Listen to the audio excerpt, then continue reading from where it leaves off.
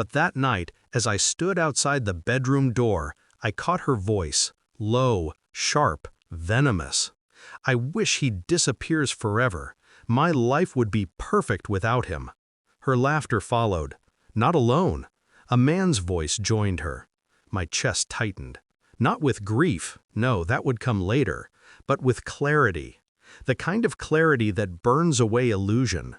I didn't walk in. I didn't confront her. I simply turned around, packed a single suitcase, and vanished.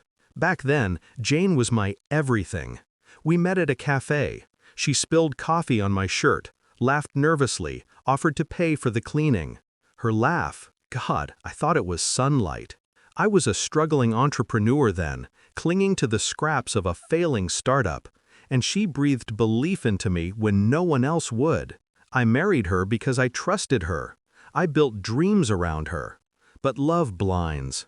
And betrayal teaches you how sharp the world really is. The signs had been there. The late-night phone calls, the sudden disinterest in my plans, my struggles. The way her smile stretched wider for others, but never for me. And then the voice behind the door. Confirmation. Final. Brutal. I didn't scream. I didn't beg. I didn't even tell her I knew. I disappeared. 7 years. That's how long it took. 7 years of sleeping on couches, of eating stale bread, of clawing my way into boardrooms where no one wanted me. I turned rejection into fuel, betrayal into a blueprint. Every no I heard became a brick in the empire I was building. Technology, logistics, hotels, real estate. I became the first billionaire this town had ever seen. The name that once sounded like failure became the name they toasted at galas. And I stayed silent, watching from the shadows, waiting. Last night, the waiting ended. I walked into the grand hotel I now owned. Guests swarmed like moths to chandeliers, music echoing across marble floors. My name gleamed in gold above the entrance. That's when I saw her, Jane. Not draped in silk, not glittering in diamonds. No, she wore a waitress uniform, tray trembling in her hands. Her hair pulled back, eyes hollow, skin pale. Life had stripped her bare. For a moment, I almost didn't recognize her. But then she turned, and those eyes, once full of dreams, now empty, met mine. She froze. The tray slipped, glass shattered. "Jane," I said calmly, as if greeting an old acquaintance, "what happened to you?" Her knees buckled. She collapsed. The crowd gasped. Staff rushed.